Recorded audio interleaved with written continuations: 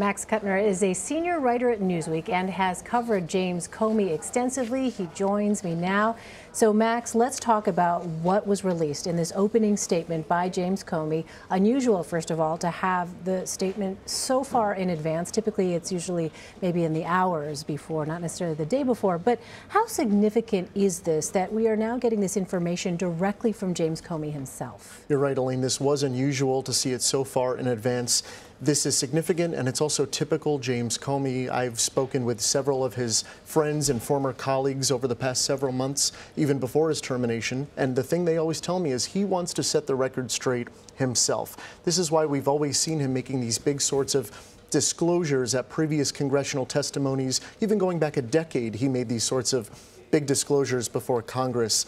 And so he wants to get the message out himself. Perhaps we don't know, perhaps he hurried the message along today, given the U.S. intelligence officials who were testifying on their own today. Perhaps this was in reaction to the president's announcing Christopher Wray as the man to succeed James Comey, or perhaps that stuff was just a coincidence. Yeah, well, it's interesting. I mean, do you think that any of these revelations from Comey's opening statement could shape the way senators pose questions to him? I think it will absolutely shape it. I think perhaps Comey even wanted to save time, and they're going to go in right at the heart of the matter. Right at the heart. These were the questions that we had speculated they would want to know, and he seems to have answered them on his own, talking about President Trump's demanding loyalty of him.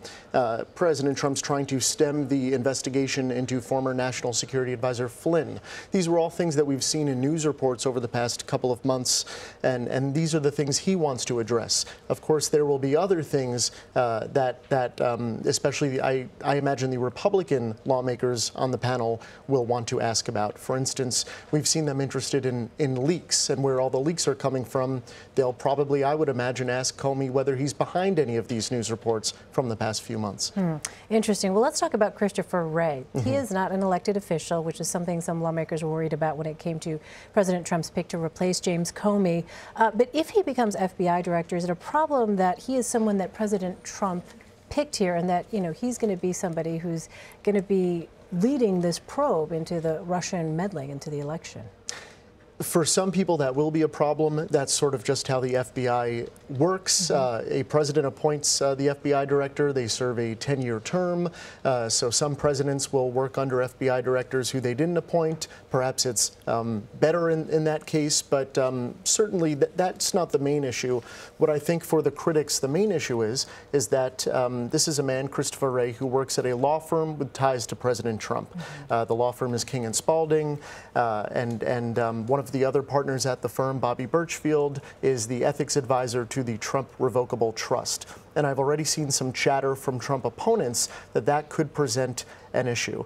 I think the ethics office and anyone overseeing that sort of thing will issue a waiver. I don't think even a recusal would be necessary, but that is something I'm seeing chatter about today. So, but nothing that could potentially derail confirmation? What could derail it is if Christopher Wray had direct involvement with President Trump. And so far that does not seem to be the case. These are big law firms. We saw this happen recently with Robert Mueller's appointment as special prosecutor. People said, hey, well, his firm represents Paul Manafort, right, the Kushners, Ivanka Trump, and it wasn't an issue for him. So you know, unless he was working directly with President Trump, I don't think it will be an issue, but that is something we can expect senators to bring up during his confirmation process. All right, Max Kutner from Newsweek. Thanks so much, Max. Thanks for having me.